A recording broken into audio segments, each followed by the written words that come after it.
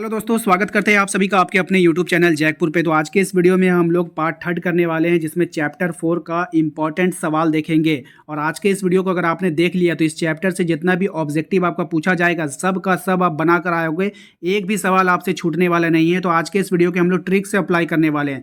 वैसे विद्यार्थी जिनको ये चैप्टर हार्ड लगता है, जिनको ये समझ में नहीं आता, उनको भी समझ में आएगा, क्योंकि हम बिल्कुल बेसिक मेथड से हट करके ट्रिक अप्लाई करेंगे आज के इस वीडियो में। तो वीडियो काफ़ी इंपॉर्टेंट होगा, शुरू से लेकर अंत तक बने रहना है। और यदि आप हमारे चैनल पर पहली बार आए हैं तो सब्सक्राइब करके बेल आइकन को दबा लीजिएगा, ताकि आने वाली हर एक वीडियो का नोटिफिकेशन आपके मोबाइल पे जाए। तो चलिए स्टार्ट करते हैं।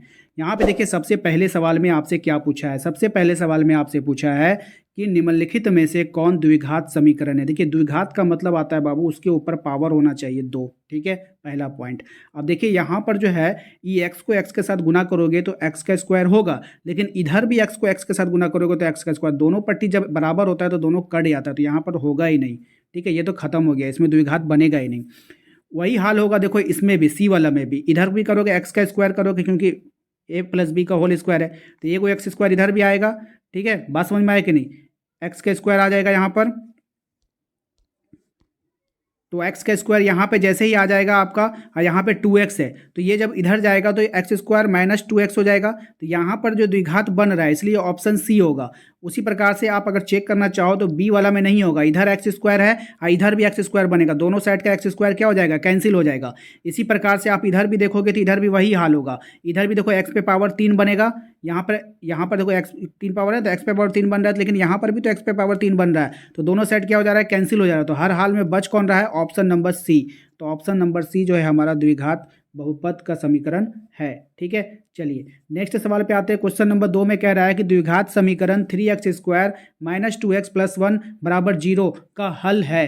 यानी कि आपको इसका हल बताना है, कौन इसका हल है। अब देखिए यहाँ पर सिंपल है, हम लोग इसको ना बनाएंगे कैसे, हमें 0 लाना है।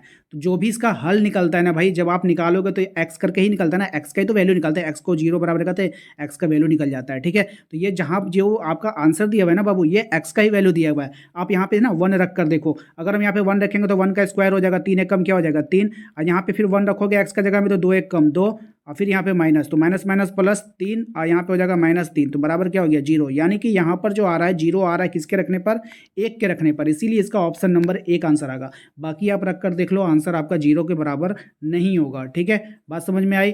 चलिए क्वेश्चन नंबर आते हैं 3 पे। कह रहा है कि विभक्तर डी का मान निम्न में से किसके बराबर होगा। तो डी बराबर फॉर्मूला क्या होता है, बी स्क्वायर माइनस 4ac। इसको याद रखिएगा, ऑप्शन नंबर ए हो जाएगा आपका। ठीक है, अब देखिए क्वेश्चन नंबर 4 में कह रहा है कि द्विघात समीकरण a x square plus b x plus c बराबर 0 दो भिन्न वास्तविक मूल होंगे जब बी स्क्वायर माइनस, देखिए यहाँ पे छूट गया है 4ac होगा। ठीक है, प्रिंटिंग मिस्टेक है। जब बी स्क्वायर माइनस 4ac जो है वो बड़ा होगा, किससे होगा, 0 से बड़ा होगा। ठीक है, ये इसको याद कर लेना है आप लोगों को। क्वेश्चन नंबर आते हैं 5 पे। कह रहा है द्विघात समीकरण a x square plus b x plus c बराबर 0 का विभक्तर बी स्क्वायर माइनस 4ac बराबर 0 हो तो समीकरण का मूल क्या होगा।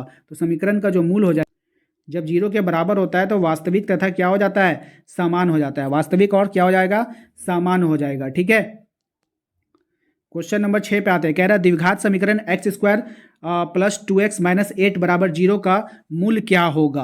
अब देखिए यहाँ पर जो भी दो को मूल आपको दिख रहा है, दोनों वैल्यू इसके आप x का ही दिया गया है। यहाँ पर जब आप इसको बनाओगे तो दोनों वैल्यू किसका निकलता है, आप मूल निकालते हो तो x बराबर करके मूल निकालते हो ना। बात समझ में आए कि नहीं, x बराबर करके ही तो मूल निकलता है। तो जो भी आंसर आपको दिया गया है वो x का ही दिया गया है, तो दोनों वैल्यू यहाँ पे पुटअप करो। अगर 0 के बराबर आ गया तो वही आपका आंसर हो जाएगा, वरना वो आपका आंसर नहीं होगा। बात समझ में आया कि नहीं। तो आप देखो 4 का यहाँ पर इसको बैठाओगे तो 4 चौके कितना हो जाएगा 16। अब फिर यही 4 को आप यहाँ पे रखो। ठीक है, 4 दूना 8, 8 में 8 कैंसिल हो जाएगा, तो बचा कितना 16। 0 के बराबर तो नहीं हुआ, इसीलिए ये ऑप्शन नहीं होगा। जब एक वेरीफाई करेगा तो दूसरा को भी वेरीफाई करके देखेंगे। चलिए बी वाला को वेरीफाई करते हैं, -4 रखते हैं।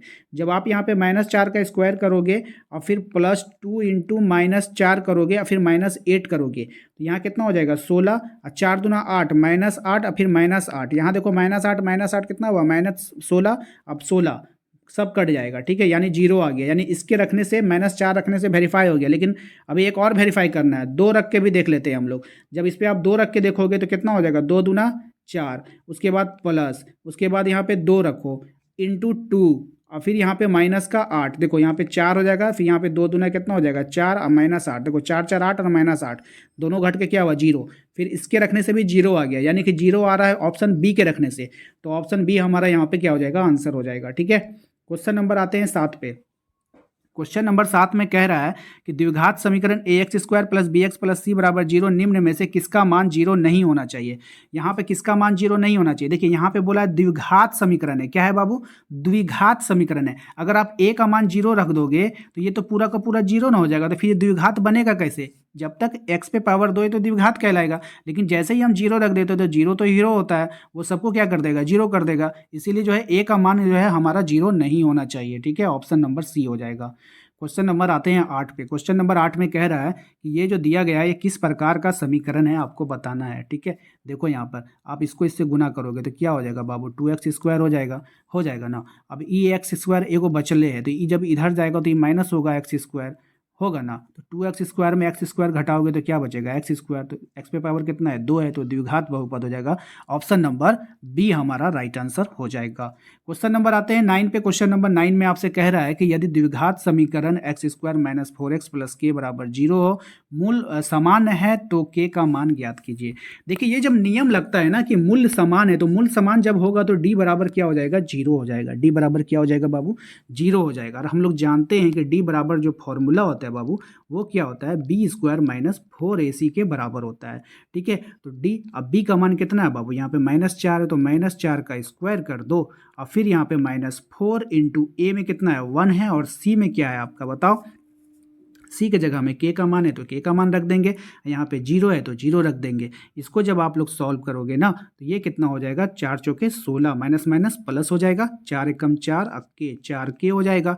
तो 16, एक काम कीजिए 16 को जब हम 0 को उधर ले जाएंगे, और एक काम करते हैं हम ना इसको उस पट्टी ले जाते हैं पूरा का पूरा उठा करके, तो ये जब ये माइनस है तो प्लस में बदल जाएगा, तो इसको हम मिटाते हैं। ठीक है भाई, तो ये क्या हो जाएगा 4k बराबर 16 हो जाएगा ना, इसको उधर ले जाएंगे 16 को इधर ही रहने देंगे, तो क्या हो जाएगा 4k बराबर 16, इसको पूरा को मिटा देते हैं। ठीक है, देखिए यहाँ पे क्या हो जाएगा 4k बराबर 16, और k का मान निकालेंगे तो ये कट जाएगा कितना बार में 4 बार में, तो k बराबर कितना आ जाएगा 4, तो k का वैल्यू कितना है 4, ऑप्शन सी हमारा राइट आंसर हो जाएगा। ठीक है, क्वेश्चन नंबर आते हैं बाबू द्विघात समीकरण x² - 5x प्लस 6 का मूल क्या होगा, यानी इसका मूल बताना है। फिर आप लोग ऑप्शन से पुटअप करना, और जो ऑप्शन से आप पुटअप करोगे वही आंसर आएगा। ठीक है, तो इसका आप लोग बनाओगे, इसका ऑप्शन हम दिखा देते हैं आपको। ठीक है बाबू, यहाँ पे देखो इसका ऑप्शन का दिया गया है, इसका ऑप्शन है आपके पास यहाँ पर यही ऑप्शन है। देखो ए में है आपका 2 3, और बी में है आपका 2 4, और सी में है आपका 3 0। ठीक है, आपको क्या करना है ना उसमें ऑप्शन पुट कीजिए, ऑप्शन पुट करके आप उसका डायरेक्ट आंसर ला करके हमें दिखाइए